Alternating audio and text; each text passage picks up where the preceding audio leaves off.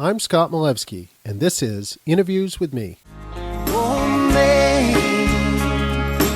Maine, your rivers, your back roads claim me. This week, Meghan Dowling. Whether or not someone wants to immediately snap up your book and publish it has nothing to do with your talent or the merit of the book. There's a lot of different things that go into that process. Because everyone has a story.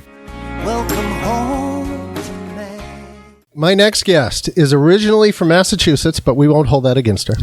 She attended the University of Orono, gaining a master's degree in English while working in the service industry in Orono and on Mount Desert Island. She then moved to Colorado, attending the University of Denver to earn a PhD in English and creative writing.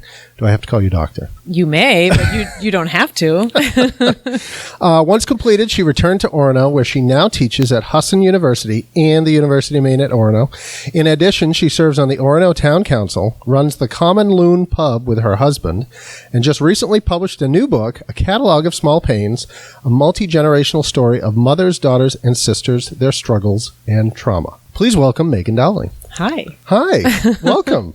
Thank you. Yeah, your publisher contacted me and said, I think Meghan would be a perfect guest for your show. And once I started researching you, I'm like, I think she would be too. This is great. Where did you grow up? You grew up in Massachusetts, but what part of Massachusetts? I'm from Weymouth, which is... No way. Do you know someone from Weymouth? My wife's grandparents are from Weymouth, and her mom is from Weymouth. World. It is a small world. It is. I meet people all the time who's oh my goodness.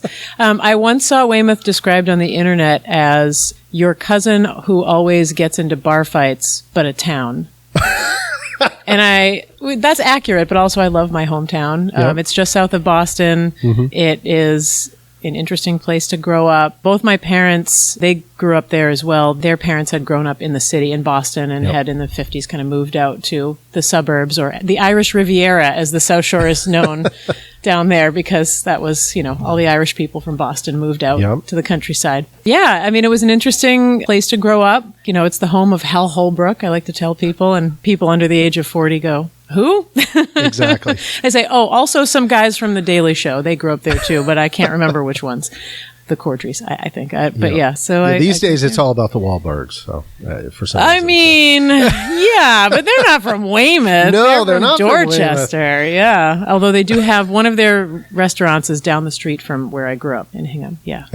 That's what people know about Massachusetts up here. That's a claim to fame of... Wahlburgers. Let's go get a triple decker at Wahlburgers. Yeah. And now you have the main accent up here instead of the Mass accent. So. Yes. So tell me about growing up in Weymouth. What was your childhood like? I grew up in the house that my father's parents had purchased when he was a kid, so the house that he grew up in. My parents split up when I was 5. It was a duplex, so for a while my father lived on one side with my grandparents, and my mother and my sister and I lived on the other side. Mm-hmm. And that was very strange because my parents were definitely not getting along when this was going on. Then a couple of years later, he moved down to, some of his aunts had a house in Onset, Massachusetts, which is part of a village of Wareham. Very interesting place.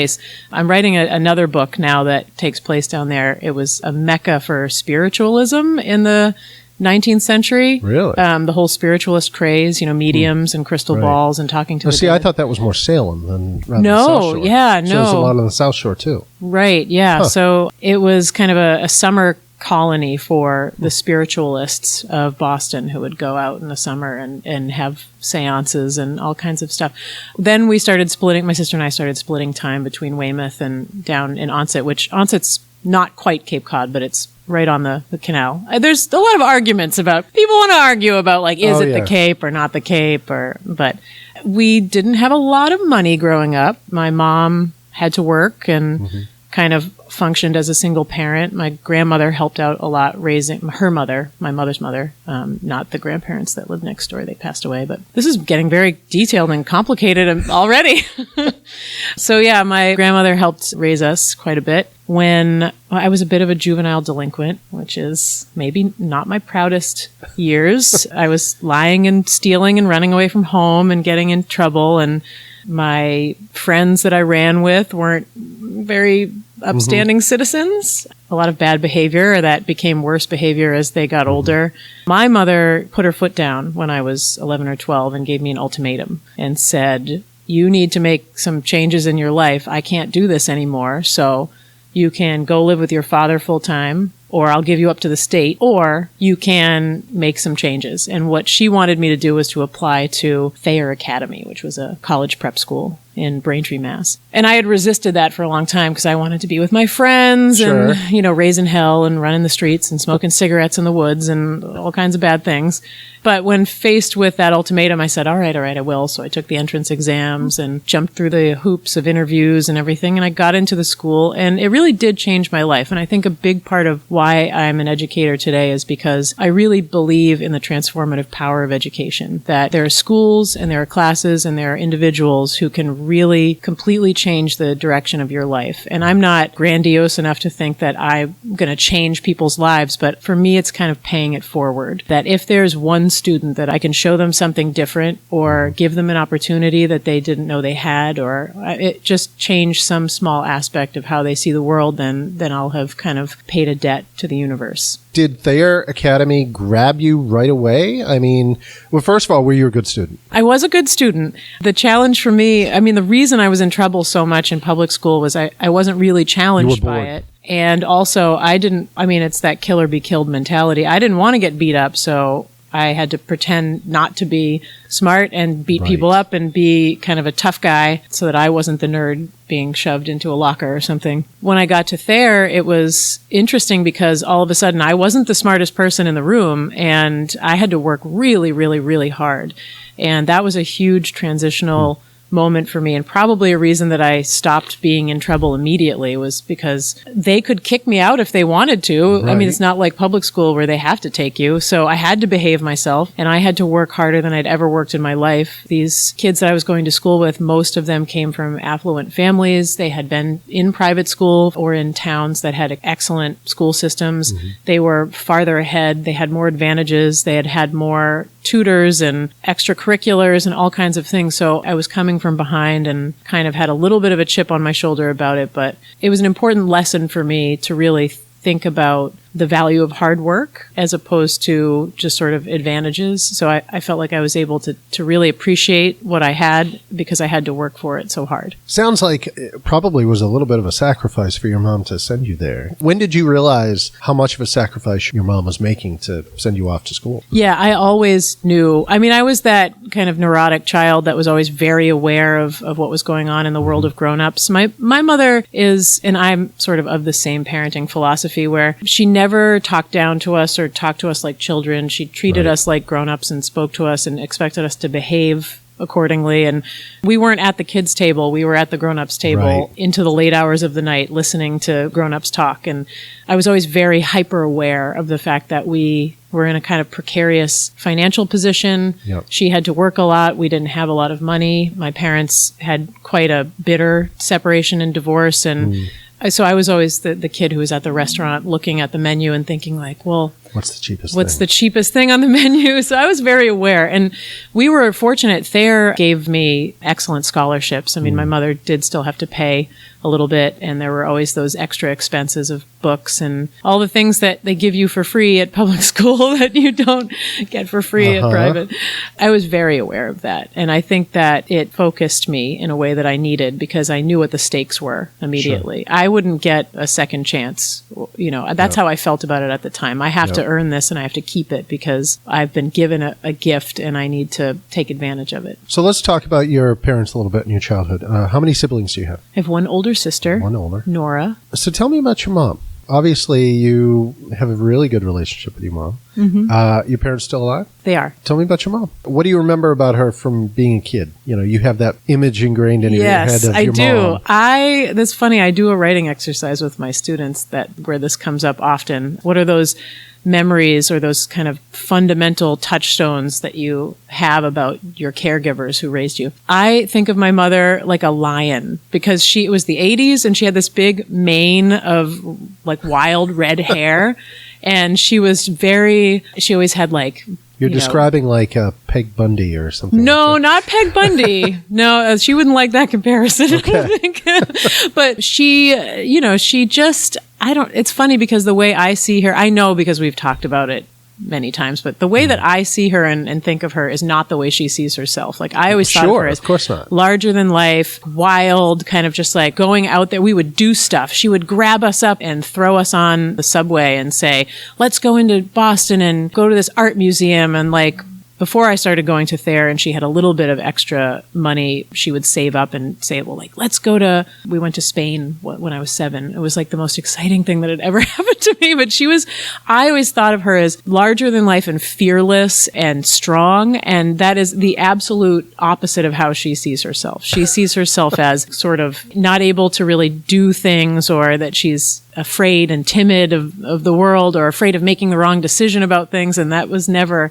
how I saw her. So I think it's kind of interesting that I wonder about what my daughter will think of me. I don't know if I want to know. What do you think is the best lesson you learned from your mom?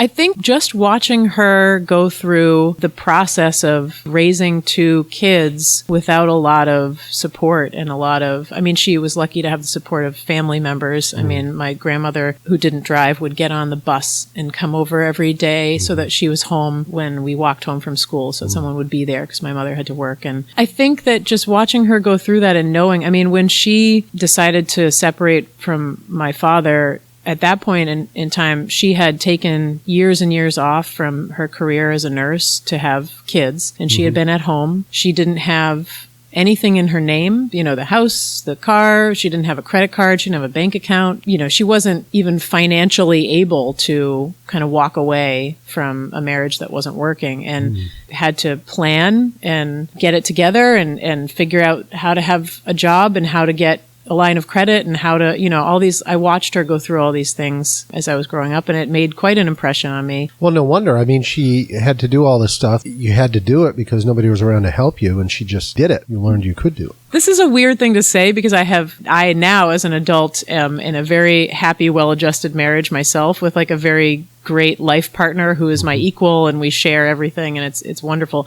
When I was a little kid, I used to think, well, I don't ever want to get married. I can do everything myself. I don't need some guy hanging around being in the way. And, I always felt like I had the tools to go and just do what I needed to do in the world. And even if I were nervous or scared or unsure, or didn't know if I knew what the right thing to do was, I always had this innate belief that I could go out and I could make it work because I saw that happen every day in my life. The women in my life, not just my mother, but also my grandmother and my aunts. And I saw a lot of women who had been dealt some unfortunate hands and had just bucked up. You just put on that tough face and get out there in the world and make it work, because what other choice do you have? It's funny. We try to raise our girls that way too. You can go out and you can do this, and you can step forward and be brave enough to do this. You can do it yourself. You don't need someone to do it for you, but you want someone who is going to be your equal, who is going to be that partner for you. Can we talk about your dad? Is that okay to talk about? Sure. Obviously have very different memories of him. Unfortunately, he and I don't really speak. We don't have much to do with each other. How often did you see him growing up? Well, that was one of the tricky things, is there was court mandated time. Right. And so there was every other weekend and a month in the summer. Whether you wanted to or not. Yep. And I think that it was difficult because my perception of events as a child and as an adult was that he allowed his feelings about the end of the marriage to bleed into his relationship with my sister and I. And I'm not sure whether he would agree with that or not, but that was the way that it felt at the time. Their confrontations and disagreements, I felt as though my mother tried very hard to make things nice for us and make things normal. She would invite him for Thanksgiving and Christmas at dinners and tried to make him still be part of the family in a way. But did he take her up on that? Sometimes, but it was always a little awkward.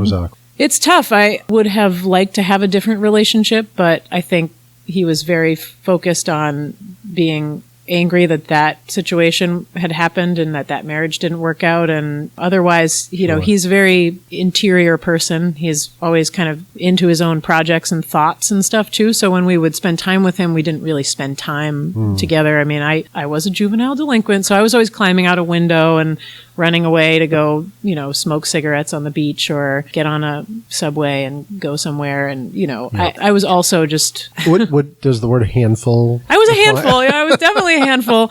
And my mother tried very hard to kind of parent me in a way that my father didn't. He sort of When I think back now to all the very dangerous things that I did when I was at his house that I'm not sure whether he even knew about. And I'm like, wow, I'm really lucky that I lived.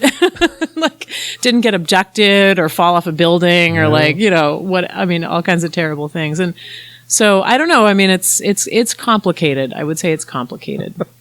Were there any lessons or anything that you did learn from your dad, even with that kind of a strained relationship? I'm not sure, really. I think that I probably have learned, to try to separate the issues that you might have with one situation from other situations. I understand that it can be really easy to just be angry at the world if you're upset about something that's going on that you don't like. And I think it's in my nature to take out my negative feelings on whoever happens to be around me. I have a temper and so for me, that has been something that I've worked very hard on throughout the course of my adolescence and adult life, of thinking about how I respond and maybe taking some deep breaths and making sure that I'm focusing my feelings in the right directions and being fair to the people in my life around me. So I guess that could be a lesson I learned. Okay. What was a perfect day like when you were a kid? Did you have any perfect days? Yes. Other than being a juvenile delinquent? Well, my mother, bless her, used to get, every weekend in the summer, she would pack us into the car on Saturday and Sunday and drive us down to Nantasket Beach, which is in Hull. So, refresh my geography. Nantasket is still it's south of Weymouth, but it's still north of like Plymouth, right? Yes. Oh, is that where the merry-go-round was? Nantasket? That's where the merry-go-round is, and there used to be an amusement park there. Okay, that's what I thought. Right, in the olden days. And I remember she had this yellow wool blanket that she used as a beach blanket, which is weird. And there was always the cooler of lemonade, and she would make tuna fish sandwiches, and we'd have potato chips. And it was almost like, I don't know, whenever I think back to these memories, it's like it's one day, except I know that it was every single weekend for like a huge chunk of my childhood, but there was a routine to it that was so comforting. And I love the ocean. I love the beach. It's one of my favorite places to be. It's even weird for me to live here in Orono. I was going to say, Orono is not very close to the ocean. It's not. Well, I know 45 minutes or so away from the ocean is like, that's too much for me. Growing up, I was within a stone's throw of water at all times. And so it's kind of strange to be inland. Living in Colorado was even weirder. I would go sit next to fountains sometimes I could feel water move. So for me, that was really like the perfect day as a child. And I was lucky that I got to have that perfect day over and over and over again because, we'd go and just spend the entire day. We'd nap, we'd read books and jump in the ocean and get an ice cream when the ice cream truck came by. And I just have these great memories of that. How many sunbirds? Forever. My mother she was the kind who would put the baby oil on and lie in the sun and become, So she was like crispy. Yes, yeah. Okay. So she was very dedicated to, and now that I'm a parent, I also understand the value of having just something to do with a kid so they won't whine at you and say like, I'm bored, read me a book or let's go do this or whatever. Like, okay, we're going to the beach. let's pack it up. This is a question I always ask, but I'm a little scared to ask it. Okay. What was the worst thing you did growing up? There is so many things to choose from. I'm not painting myself in a great light here. You are welcome to pass on any question. I'm reformed. I think I definitely did some terrible things. I'll tell you a couple of them. I stole money from a teacher once. And I still feel very bad about it because I just feel so much shame and guilt. But there's some remorse there, so it's a lot of remorse. Okay, but it's still not quite as bad. Well, a terrible thing that I did. My sister and I used to fight all the time, and brawl. We're great friends, fists now. Punching. Yes, as adults, we're very close and we don't brawl, and it's great. But as children and teenagers, we were always at each other. Claws, nails, the whole nine. I would throw things across the room at her. It was one time I split her lip open with a scuba mask. I was holding it and I just hauled off and hit her in the face with it and split her lip open. And one thing that was particularly bad that I did to her was I had just gotten my license and I was supposed to drive her to the eye doctor, which was on the other side of town. And Weymouth is bisected by a highway. There is an overpass, but it's an incredibly busy road that goes over this highway. Route 3 you're talking about, right? So yeah, Route 3 is the highway, and then Route 18 is the the other bypass route. that goes over it. So we lived in East Weymouth. The eye doctor was clear on the other side of town. I drove her there, and in the car we were fighting about something. I have no idea what, but it was a vicious brawl. And we got to the eye doctor, and I just pulled over on the side of the road. I said, "Get out of the car." And she was like, "What do you mean, get out of the car?" Like, I said, like, "F you," and just like drove off. I just left her there, and she had to walk home. I mean, this was before cell phones, and she didn't have money to take a cab, or I'm not even sure she would have known how to make a cab come to where she was. And so it was like incredibly dangerous, and it didn't even occur to me that it was dangerous. I was so mad at her about whatever stupid thing we've been arguing about that I thought it was perfectly like, whatever, she can walk home, no big deal. And then when my mother got home from work and looked around and said, "Where's your sister?" And I was like, whatever, I left her at the eye doctor. And my mother lost her mind. She's like, "Oh my God, she could be murdered. She could be hit by a car. She could be like abducted. Like, what are you insane?" And eventually my sister showed up, and it took her, I don't know, 2 hours to walk home or something like that. And it was like nighttime by the time she got home. It was bad. The reason I feel like that's one of the worst things I've ever done is because I felt no remorse. I did not it did not occur to me for 1 second that I was actually doing something that could have put her in real danger. And because I was so mad and I was so focused on my own feelings. And so I feel like that's one of the worst things I've ever done as a child. Yeah. Don't wrong Meghan. Well, I'm reformed. I've spent a long time, becoming a better human being. Okay. You're an upstanding citizen now. I am now, yeah. What's your favorite family tradition that you've brought with you from your childhood? And certainly something that factors into my writing, in particular this book that I just published, is the storytelling. Did your family do a lot of storytelling? That is all we would do. I mean, you sit around and someone pours the wine and everyone's sitting around the table till all hours of the night telling stories. And there are stories that sometimes we're talking about things that other people at the table don't know, or telling a new story about something new that's happened to you. But most of the time it's just rehashing the same old stories. But I find that so comforting, and I think it's just an interesting way that families or just groups of people in general will kind of do this activity to kind of reaffirm their connections to each other. You know the story, you know the punchline, you know what's coming.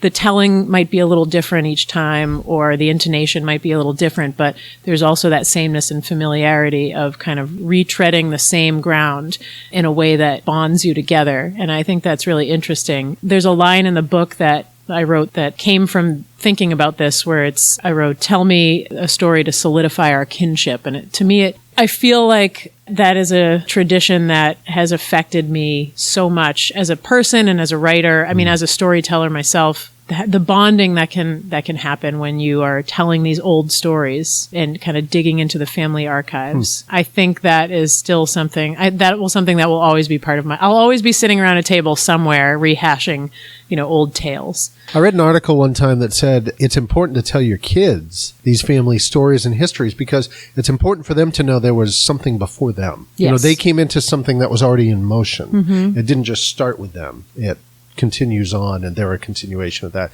There's something that's inclusive and comforting about that. So that's how this book came to be, really, is because I was in a creative writing class. My teacher said, really quick, without thinking about it, "I want you to write about your earliest memory." And the first thing that came to my mind was not something I actually experienced. It was a story my grandmother always told about her childhood. And I thought, well, that's really interesting. It's not my memory, but for me, that's what came to mind first, and I have a memory of it. I'm using air quotes for the listening audience. I have a memory of this where I have a visual, I can see the room, I can feel how my grandmother felt. Like I have like sensory information that I have created just by listening to this story over and over again, to the point that it feels like a real memory. So a large part of how this book came to be was me thinking about, well, what is the difference between a quote unquote real memory and an imagined memory or something that's handed down to you in a family history. And that's really kind of the whole book is these 3 generations and how these stories are lovingly passed down, and how also the passing down of certain stories can be almost a form of abuse because it's revisiting and reopening old wounds. Past hurts and things like that. You say that. One of my earliest memories is not a memory, but it was old film. Like home movies that my parents would show. For some reason, I think about that, but it wasn't an actual memory. It was something I kept watching. So, yeah, and that features pretty prominently in the book, too, is the role that photographs play in the family archive and the family memory, sort of the collective memory that a family holds.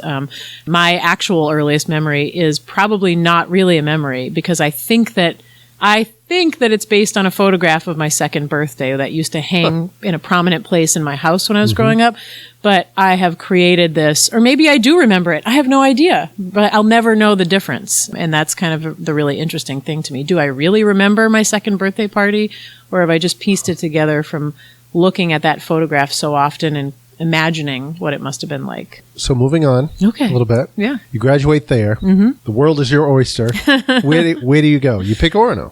Well, first I went to Brandeis University for my undergraduate degree. Okay. Yeah. I was a little unsure where I wanted to go to college, and it was kind of decided for me because I didn't apply to very many schools. Then I just picked the one that gave me the most financial aid and scholarship because that was important. But Brandeis was a wonderful place to go. It was just big enough so that I felt like I was somewhere, and just small enough so that I wasn't lost.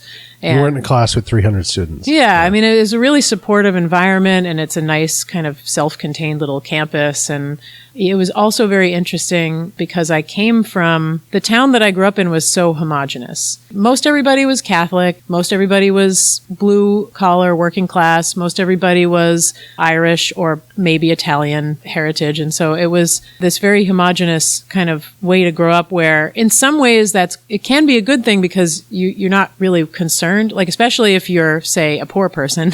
I never felt poor when I was a kid because it's not like anyone around me had that much more. I mean, there were some kids that could afford a Champion sweatshirt or Adidas Samba Classics, and maybe I couldn't, or maybe I had to talk my mom into it for a year before I could get it or something. But so in some ways that was nice. And then going to Thayer, it was like, oh, all of a sudden here I'm going to school with all these people that are from better zip codes and bigger houses and different advantages. And so that was kind of different. And then going to Brandeis was a great next step for that because it is way more diverse than any other kind of environment that I'd been in. And also they have a really strong philosophy of inclusion that was really wonderful to be part of. So I mean, I don't know if you know much about the history of Brandeis, but essentially it was founded after the end of World War II when Jewish American citizens were still being discriminated against in America and weren't being allowed into Harvard or... You know, I just watched something about that recently on that kind of discrimination and how it was going on, and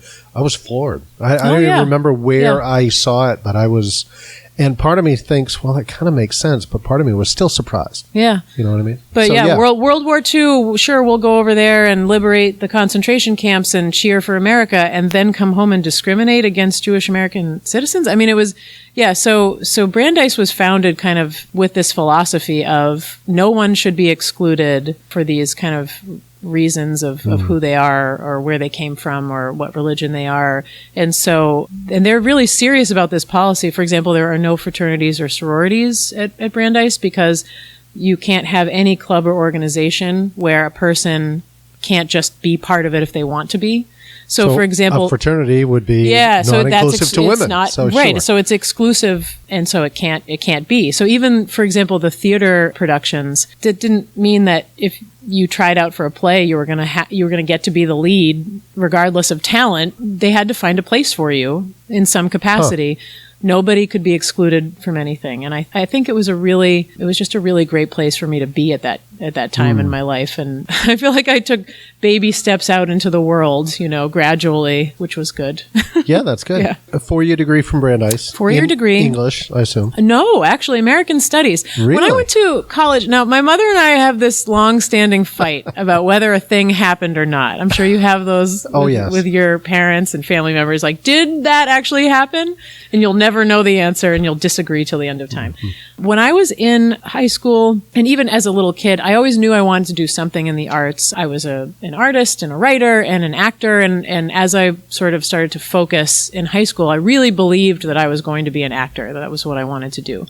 I wanted to go to performing arts school or art school, and I was looking at particularly interested in ones that were in the UK because, wouldn't that be? Well, I think Shakespeare in Love came out around that time. Who doesn't want to go to the UK? Right, and I was like, I want to move to England and go to fancy actor school. And here you are in a traditional English pub called the Common Loom. I know.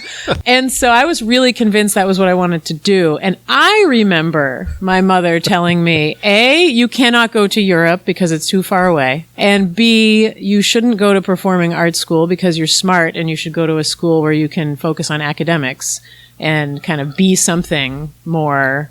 She claims that never happened.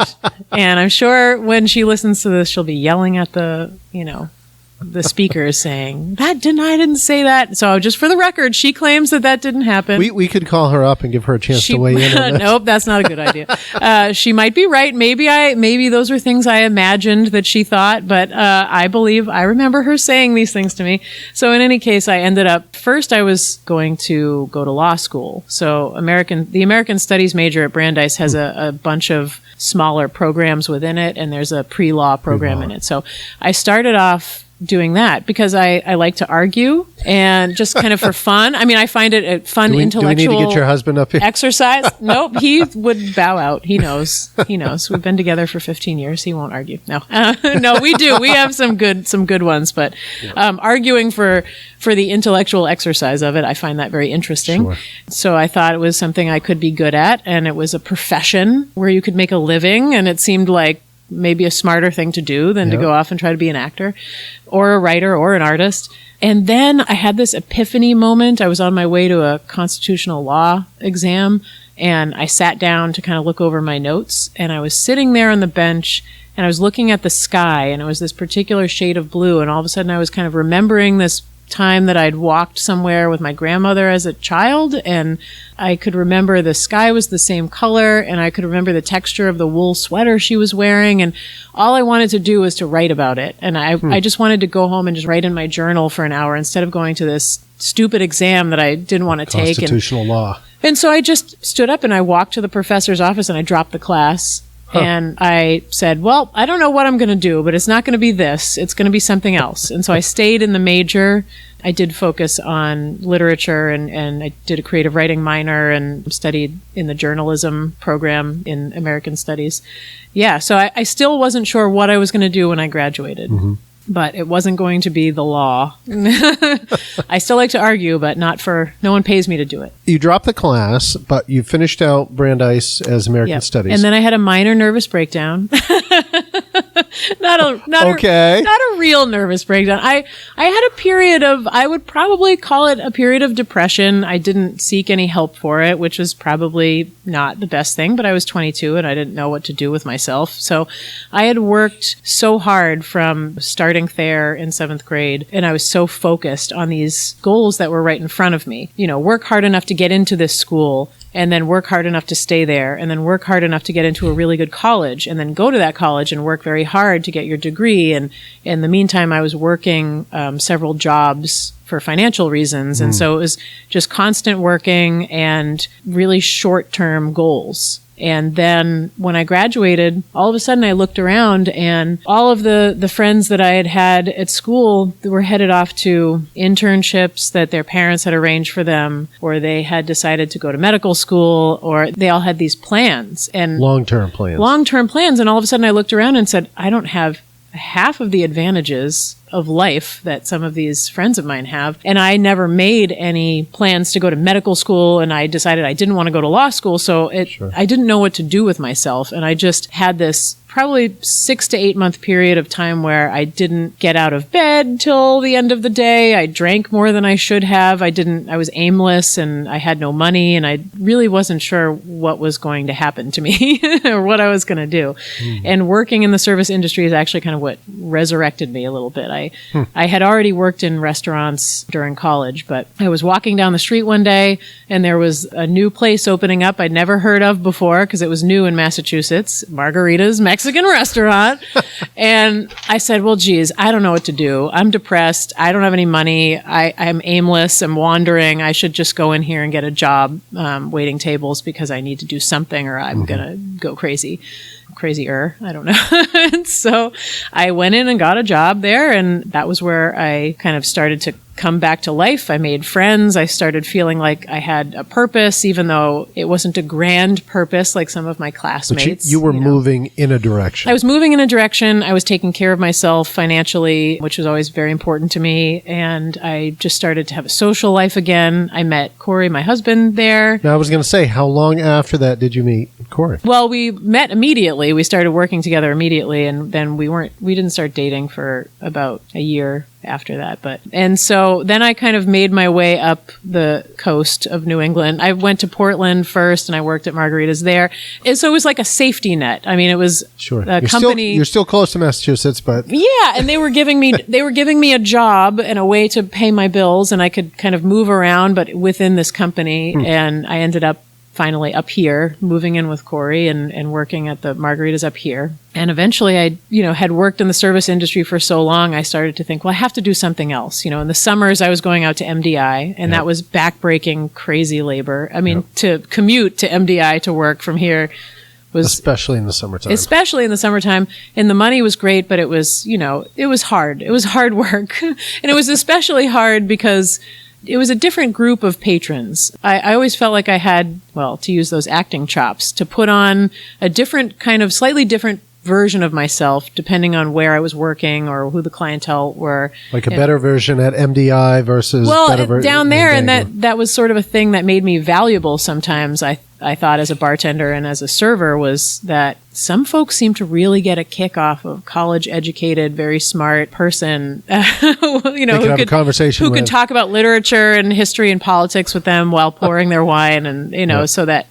it was a whole different thing. But I started to feel like I really started to feel like a servant. I mean, the clothing in those jobs down in MDI doesn't help, the full bistro apron and the necktie and the long sleeve button shirt. And so it was I was starting to feel very Downton Abbey. And then I would come back here in the fall and winter and spring and work at the, slinging margaritas at the Mexican watering hole. And I just thought, where am I going? I'm approaching 30. What am I doing with my life? I need to make a plan. And so that's when I applied to the University of Maine. I thought, well, I think I could be a writer. I write. Like, I don't know if I know what I'm doing, but I write. Maybe if I get this degree, then I can teach and we'll see what happens next. And again, the transformative power of education. So I went to this program and I started taking classes with this one professor who kind of gave me confidence in my own abilities so that I was able to apply to the PhD program that I hadn't planned on applying to. But he pushed me and said, you should do this. You're talented. And I said, no, not me. I don't know. I'm just some a-hole. I don't know what I'm doing. I'm just like, I don't know. I'm not really a writer. And he's like, no, you're really a writer and you're very smart. And you'd be wasting your talent if you just hung around this town and, worked at a restaurant. I mean, not that it's bad to work at restaurants, but that I had something else that I could be doing. And something else you could do. And I didn't believe I could get into a PhD program. And I got into several, and I went to the one that's one of the top ones in my field. And so I wouldn't have been able to have that opportunity if it hadn't been, again, for working with a teacher who was inspiring. Yet again, more debts to add to that column that I have to repay in teaching. So how was Colorado when you were I loved it. And did Corey go with you? Or He did. He did. Yeah. We got married, and then he got in a U-Haul and I got in a car full of drugged cats. which, let me tell you, 3 days across the country with drugged cats. No. Yeah, and it got grim. I made bad choices. Like, we were doing 16-hour days, and I made terrible choices. Like, I'm going to listen to the audiobook of Crime and Punishment. Somewhere around Iowa, I thought I was going to drive off into a cornfield and just end it all. It was so depressing. I had to, like the days are long, and this novel is very, very grim, and I can't take it anymore. And the cats are moaning, drugged out in the back seat, and it's like, but we loved Colorado. I mean, we would have stayed out there if it were closer. Like, if Colorado were where Vermont is, I would happily live in Denver forever. But the 4-hour plane ride or the 3-day car trip, it was just too much. And both our families are here. Yeah. So it was kind of sad to see it go, but it was a great 3 years. Did you travel around a lot? Yes. Check out all the different sites to see out there? Yeah, we had friends who lived in Boise, and we had friends who lived in Montana, and so we drove. The interesting thing about Denver, though, is to get from Denver, a major city, to another major city is like 11 hours in a car. Oh, I mean, there's nothing. I mean, there's a lot of nothing. And not nothing, but there's a lot of No, but to go up to natural Montana, world. I mean, you're driving through a lot of states from Denver. A lot just of to get states. There. You have to go up into Wyoming. Mm-hmm. Wyoming itself is a huge state. I mean, and then you got to, take a left and you go up to Yellowstone and then you go to Glacier. It takes forever to drive anywhere out in the Midwest. Yeah. So we saw a lot of things that two New Englanders never had seen before. And it was just a whole different life experience. Nice. I love a city. I grew up near one, and he's a country mouse, though. I mean, he's from Orono. And the reason he lived in Boston where we met briefly, but then he had to get out because it was too much. But it's a very cool city. You can drive 20 minutes out of town and climb up a mountain. So that's also very cool. So was the plan always to move back to Maine after? It was always to move back to New England. New England, somewhere. The first couple months that I was in Colorado, my mother was diagnosed with cancer. There was a moment that I thought, I'm just going to quit and I'm going to move right back to Massachusetts because it's not worth it. Before I even had a chance to articulate that thought, my mother was on the phone saying, don't you dare drop out of that program. I will kill you if you drop out of that program. You do that, I will be fine. Come home when you can come home. It's going to be okay, but you should not come back until you've got that degree. And so I'm glad that she told me to do that. That was definitely the right thing.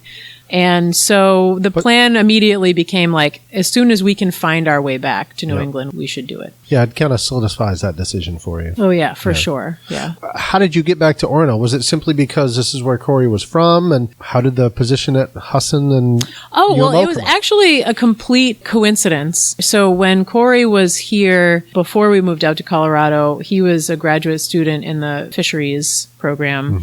And then right as I was finishing my coursework at Denver, his old advisor said, well, I have a staff position opening up. You can interview for that and we'll see how it goes. And Corey got that staff position. So he helps support the graduate students who are doing research projects. So yeah, I mean, he takes care of the boats and goes out and, I don't know, measures fish. It's funny because he and I have these kind of very different careers and we don't really talk a lot about, I mean, we do talk incidentally about things that we do at work, but there are a lot of big kind of mysteries about each other's jobs, which I actually think is great. But you do this, you do the pub together. We do the pub together. So, yeah. But yeah, so people ask me about what he does, and I'm like, I can't tell you specifics. He does stuff to fish and is making sure that the fish can get places they need to go and is just quietly recording all of the ways that we are ruining their habitat and making recommendations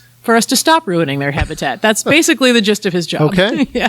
Fair enough. But yeah, so that position opened up and it was like just seamless. I finished my coursework and then we got in a car and drove back here and he started up his job at the university. And I took a year off of working to write my dissertation. When I successfully defended that, I started working at Husson first and then started picking up classes at UMaine as well. I'm going to talk about the book a little bit. Okay.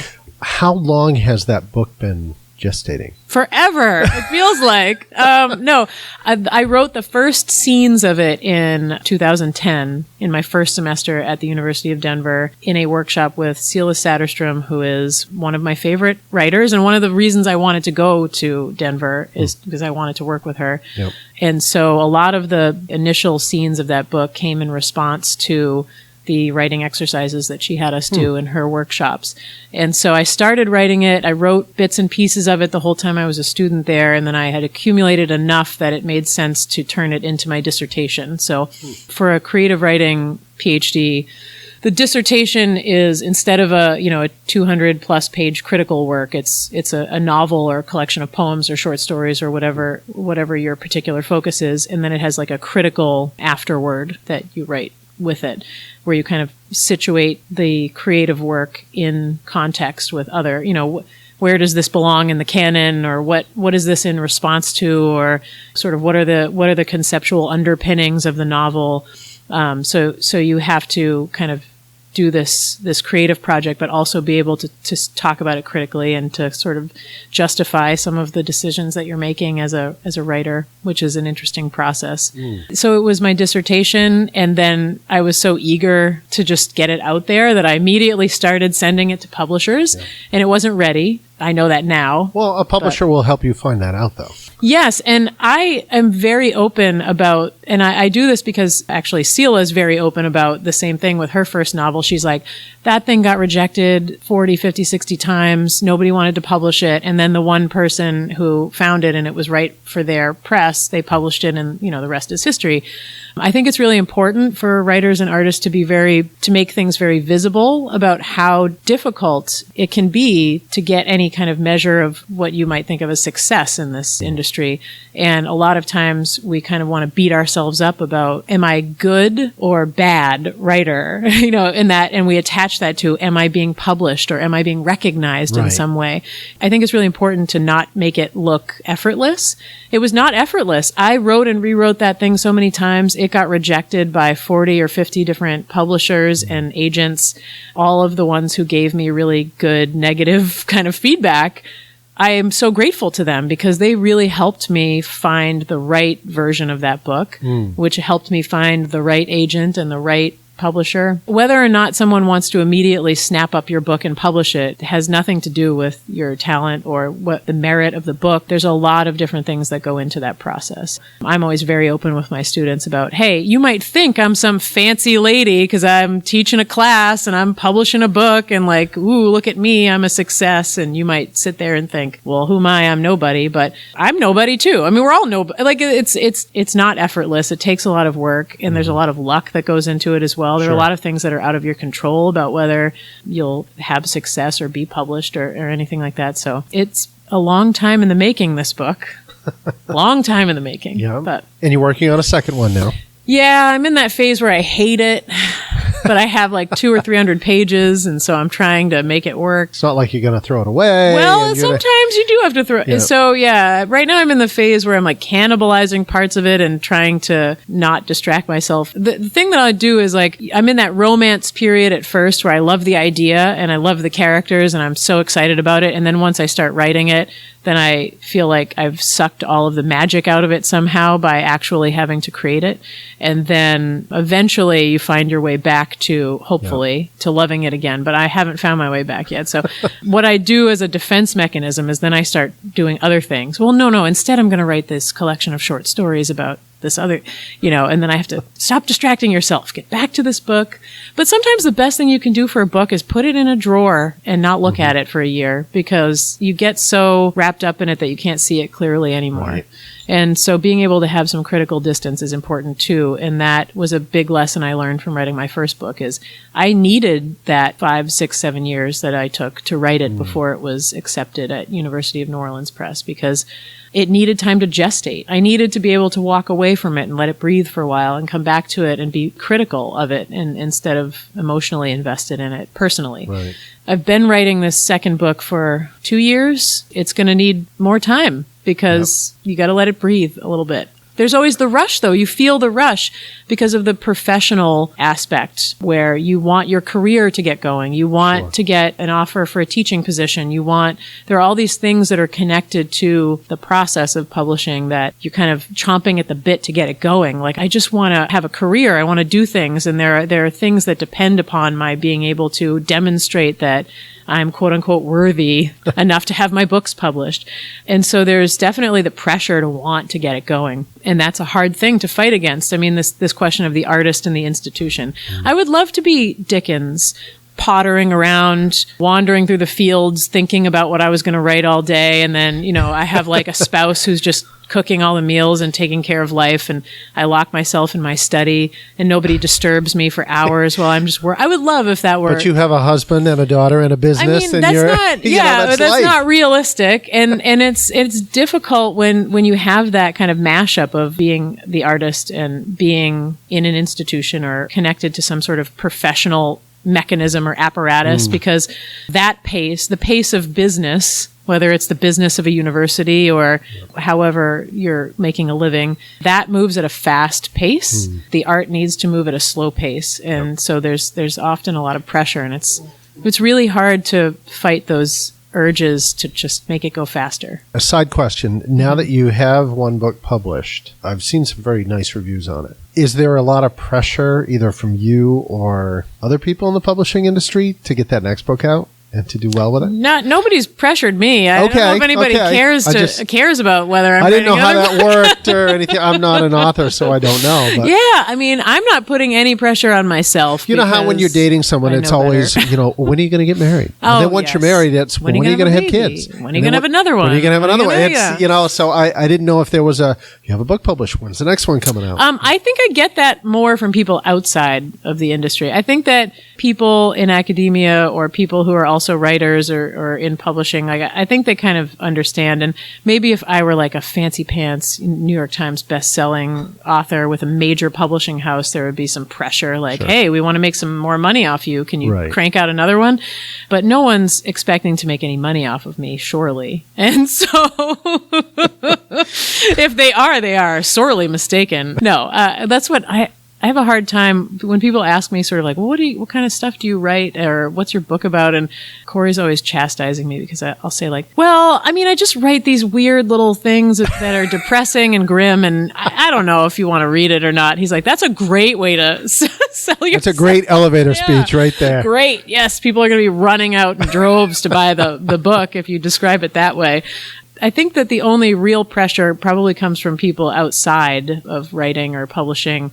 The pressure is sometimes coming from me, but I've done this long enough to know how to push it back and say, listen, you're going to write it when you write it. It'll be done when it's done. Yep. Maybe it'll never be done and you'll write something else, but you can't force it, because the worst thing in the world would be to put something out there before it was ready. Before it's ready. And have someone actually print it. And then you have to look at that thing for the rest of your life and go, God, that's terrible. Why did I do that? Oh, God, and be embarrassed. Yep. I don't want to ever be embarrassed of one of my creations. Right.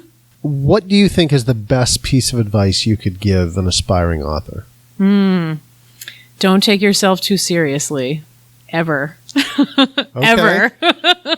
I often would joke, like with some of my more down-to-earth writer friends that I've made over the years about sort of the affectation of being a writer or a poet that you see a lot of everywhere. I mean, in different programs, it's not just sort of at the University of Denver or at UMaine or whatever. I mean, everywhere you go in every writing community, there are writers, and then there are writers who are affecting the sort of costume of writing. It's like I dress a certain way and I behave a certain way, and I like to sit on the bus and look out the window and write in my little notebook, and this is my own quirkiness. Living the life of, or what they imagine it looks like to be. And that's often covering up sort of like deep insecurity about imposter syndrome. Do I have the right to do this, or am I actually a writer? And so if I pretend like, or act like one, maybe. I mean, that sort of person who will be like, oh, I don't have a television, and then like, and then one day they're like, oh, can I come to your house and watch the Real Housewives finale or something? And, it's like, okay, you don't have a television or a car, but when you want to get driven somewhere, then you come find me, who I never fit in with that crowd of costumed writers or affected writers, because I'd have a hard time keeping my mouth shut. I have a hard time not just saying what I think about things. And so it's very difficult for me. I'm not good like with small talk or like pretending like everything. I don't notice things when so. Well, as you noticed, I dive right into questions too. So, yeah. So for me, it's like, that's tough. So not taking yourself seriously is like such a gift for anything in life, but particularly for writers and artists, because you can make serious work without being serious about yourself. Sure. And being humble and having humility and having a sense of your place in the world is, I think, incredibly important as a human being, but, as a writer or an artist as well. I've been dying to ask through the whole interview. Okay. What is your favorite author? I have so many. That's such a tough question. It really is. And It's like asking your favorite flavor of ice cream. I've got so many written down in my notes from thinking about these questions. I have to say that Celia Satterstrom, who I mentioned before, her book, The Pink Institution, changed the way that I thought about books and what contemporary literature was doing. And so for me, I mean, she is one of my favorite writers, and I was so fortunate to have the opportunity to work with her. Sure. I also, now, was she a favorite author before you had that opportunity? Yes. Oh, wow. So Okay. I was introduced to her through the mentor teacher I had at UMaine, taught her book one semester, and he actually invited her to come to Maine to read and to kind of sit in on classes and work with us a little bit. And so that was really great as well. I think he realized that he thought I should go to the University of Denver's PhD program, and then he started like inviting the faculty to come, and then he would stick me in front of them. Celia Satterstrom and Laird Hunt. Laird Hunt's also one of my favorite authors and someone I worked with at the University of Denver. But my mentor sort of grabbed these professors from the University of Denver and brought them to Maine and stuck me in front of them and said, "This is my student, and she's great, and she's going to apply to your program, and you should pay attention to her application," which was really generous of him to do that. Sure. So they're up there at the top of my list. I really like detective fiction a lot. Growing up, I just devoured Dennis Lehane's books. Yep. It was partly because I love crime novels, and partly because it was so amazing to me that somebody from where me and my family were from wrote books. Like, it seemed like bizarre, like as if a unicorn had just appeared in front of me. Like, this guy from Dorchester is writing these books, and like they're super popular and everyone's reading them and they're really amazing. And also they're about places I recognize and people that are like people that I know. Like, this is bizarre. So it was kind of an obsession that started with this wonderment at like, oh, working class kids from this area can grow up to be writers? Like, what? I mean, to me, that seemed crazy when I was a teenager. And so, I always kind of say a little silent thank you to Dennis Lehane when I'm contemplating my own trajectory now as a writer. I'm like, maybe he was one of the people where I was like, maybe I can do this. He did. Why can't I? I mean, these days I read a lot of Tana French and Adrian McKinty. They're Irish crime writers, and their books are phenomenal. I don't know what it is. Occasionally I try to write a detective fiction kind of story, and I can't help but turn it into some weird, grim thing that has nothing. It's one of those things people always say, like, why don't you write a romance novel under a fake name and make a bunch of money but or if something? that's not who you are. I can't do it. I just can't. It's just going to become a weird, grim little story about a dysfunctional family. I can't stop myself. Right, I know. So it's going to turn into some weird avant-garde, experimental, strange thing with pictures in the margins and all this kind of stuff that I can't stop myself from doing in my work. That's also, speaking of writerly advice, I mean, read a lot, but also read things that are different than the things that you write. I think that it adds so much texture to your own work. It forces you to think about how writing works when you're reading outside of your own genre or whatever it is, your own mode of operation, to think about all of the possibilities. If I just sat inside my echo chamber and only read things that were like the things that I wrote, right. I don't think that would nourish or enrich my process at all. So for me to read as much of a variety as possible, I find that very helpful as a writer. That was going to be my next question. What does your writing process look like? It looks like I'm in my pajamas, growling into a cup of coffee and saying, "Oh God, I hate this. I don't want to do it." No, it's funny because before I had my daughter, I would block off enormous amounts of time. When I was in grad school, I used to call it businessman hours. And from 8 to 5, I would work.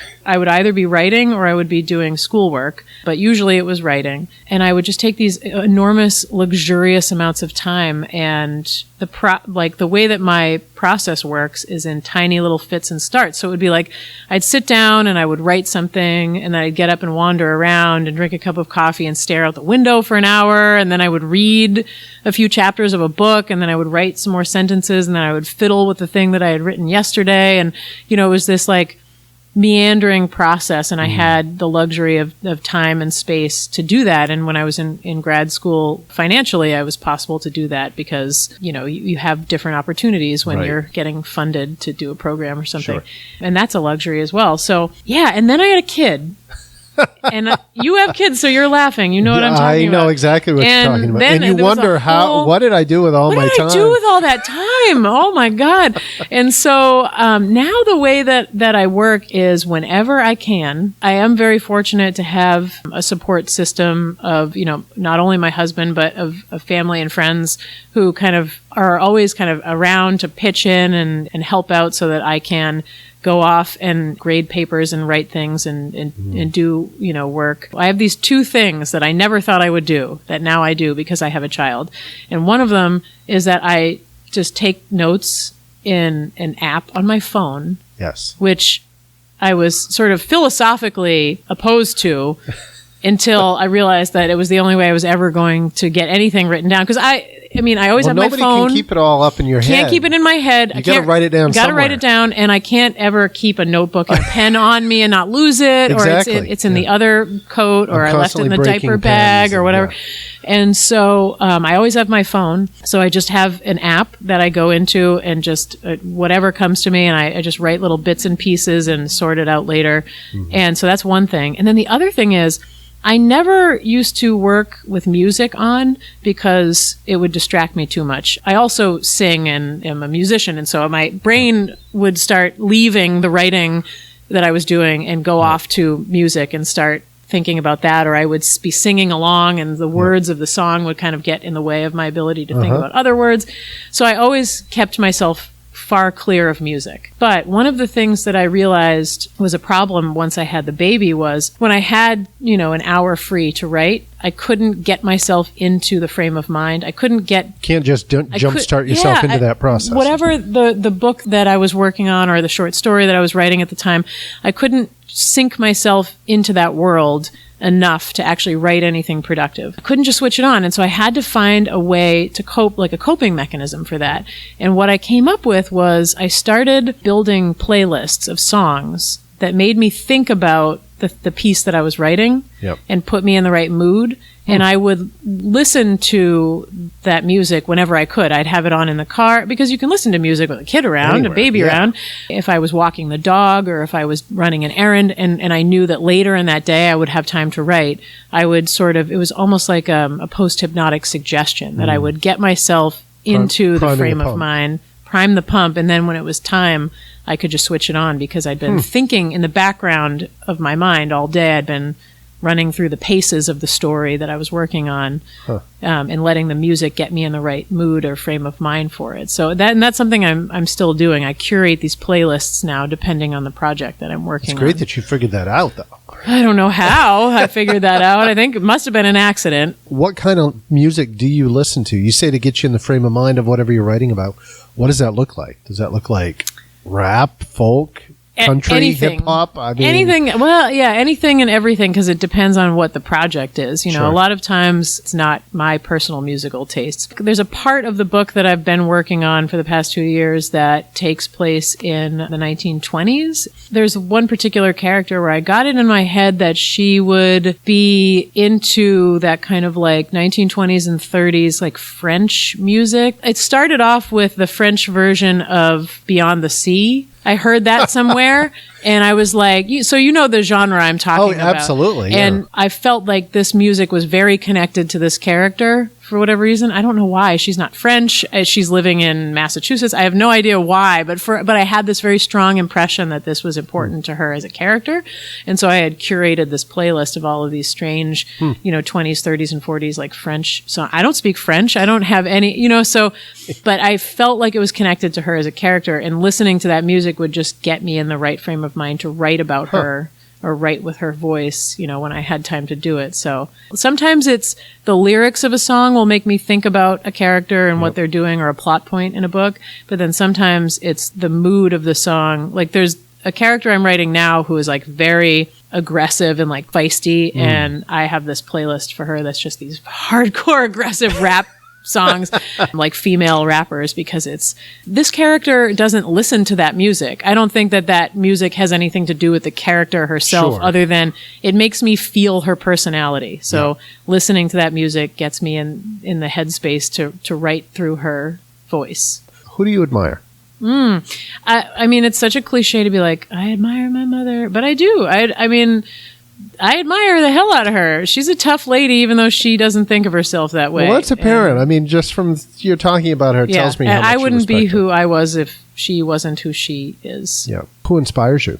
Can't say my mother again because this Well, is just sure going to turn into the I Love My Mother podcast. I'm trying to look. I didn't take any notes on the answer to that question. I think these questions are kind of funny, like the who do you admire and who inspires you, because I always think you're supposed to say something like Dwight Eisenhower. You know what I mean? Like Teddy Roosevelt. There's like a person you're supposed to say, point to a public figure and be like, Mother Teresa inspires me, and everyone's like, yeah. It's like, and when you show up on the first day of grad school in an English program and they go around the room and say like, what's your favorite author? And everyone's like, Shakespeare. You're like, oh, shut up. It is not Shakespeare. You don't care about Dwight Eisenhower. Like you just feel like you have to say that. My grandmother inspired me quite a bit because for some of different reasons than my mother. I mean, my grandmother was also a tough lady, but she was tough in the sense that everyone knew she was tough. She was a kind of a jerk. I mean, like my mother and my aunts don't have the same kind of feeling or memory. They loved her. She was their mother, but they had a very different relationship. I was the baby grandchild, and she and I, personality wise, had so much in common. And she was also 70 when I was born. So she was getting a little older and maybe a little more mellow. And she and I had this very, very intense relationship where, she was still tough on me. She still was kind of a pain in the ass sometimes, but she and I had a very different relationship than she had with her kids or most of her other grandkids. I find her inspiring for reasons she probably wouldn't like, but by the end of her life, she was just kind of like, and pardon my language, she was like, I don't give a f***. She was like one of those old people. You know what I mean? Like she would just yell out whatever.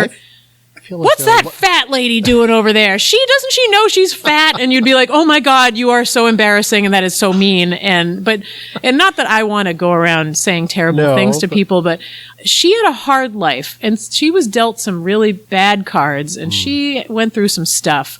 She just hung on and toughed it out through sheer force of will. Yep. And I admire that. And it's actually funny because I think my daughter is a lot like that. Like she is so willful that like she could make anything happen. That's how I felt about my grandmother. We'll call that tenacity. Tenacity. Yeah, sure. But I feel like my daughter has inherited that as well. It's like, through sheer force of will, I will make this happen because... that's I'm not iron. a bad thing. I'm made of iron or something. I don't know. What brings you joy?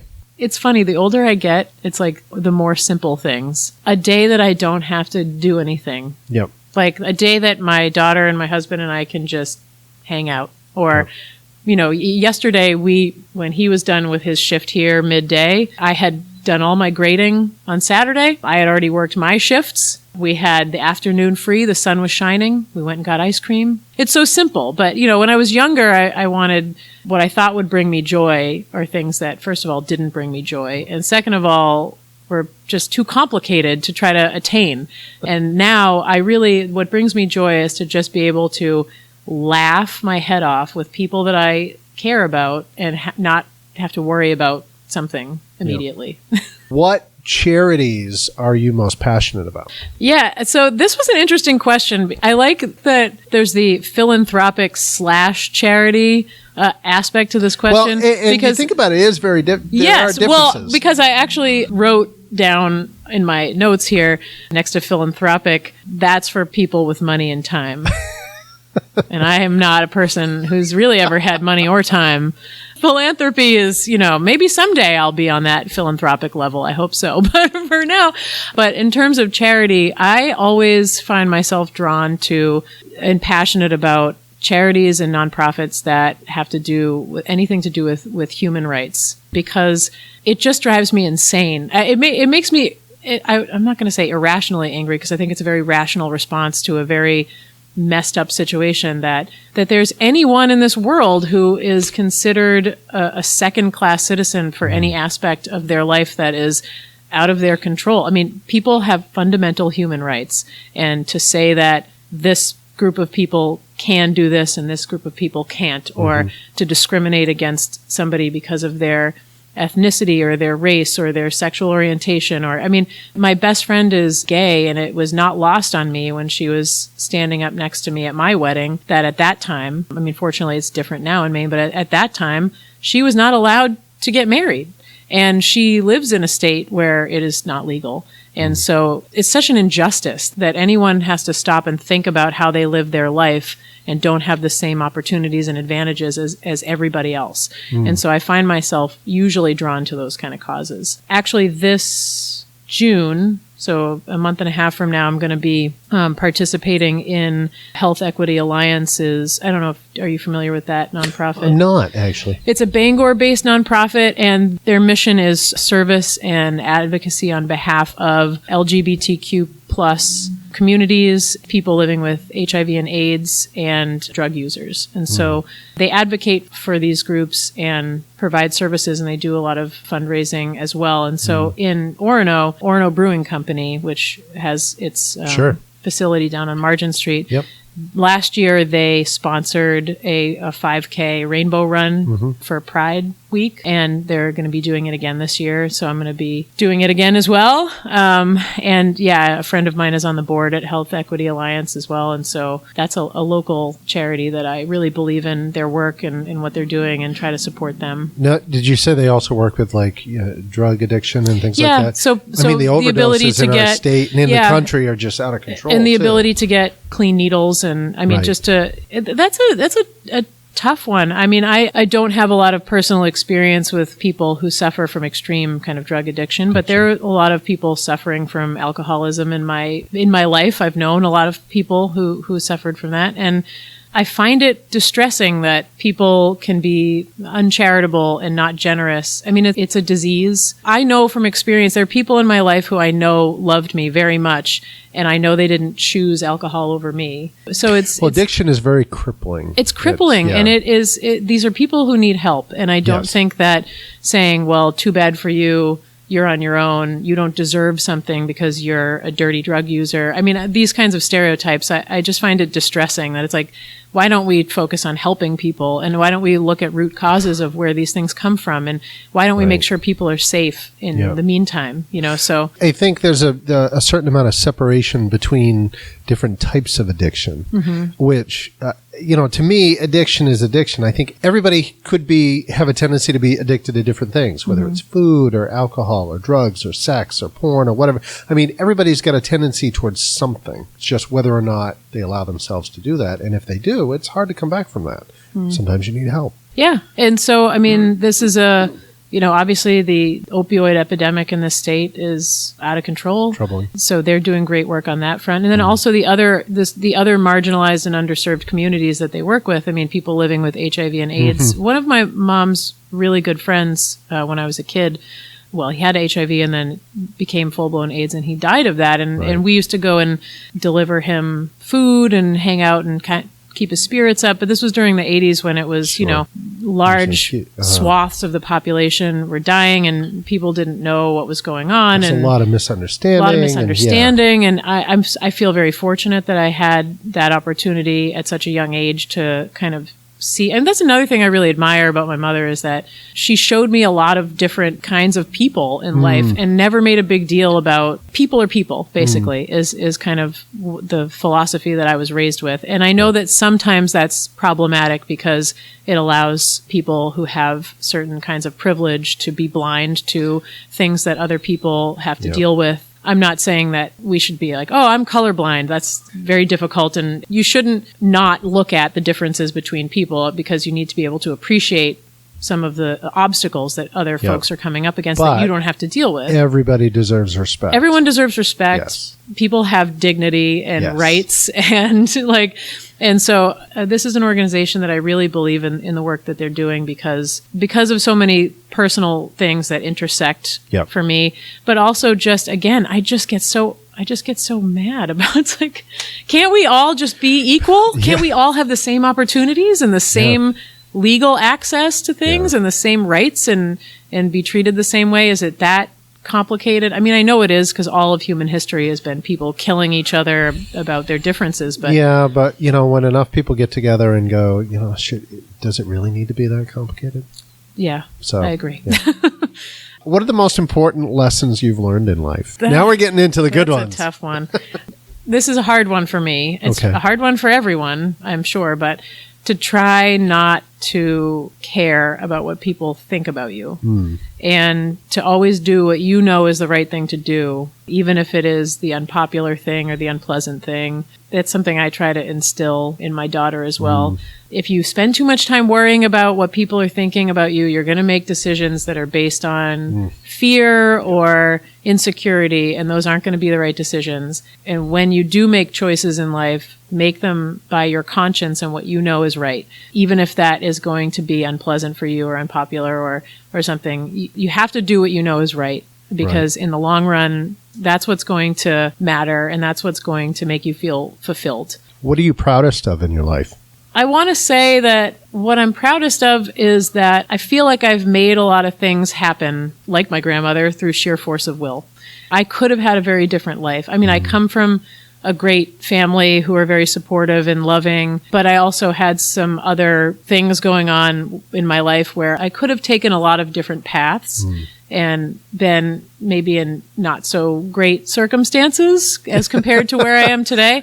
And I think that I also was born lacking some of the advantages that other people might have, or some level of privilege that other people might have. And so I feel very proud that I worked myself to the bone to make things happen. Like, if there's something that I want to do, I'm just going to go out there and I'm going to figure out how to do it. That doesn't come from a well of self-confidence. Like many people, I'm very insecure and don't always feel like, I suffer from imposter syndrome as well. And I don't always feel like I know what I'm doing, or if I deserve something, or if I'm good enough to do something. But I just have that feeling that I can go out and I can make it happen. I guess I'm proud of that. What lessons have you learned from your relationships?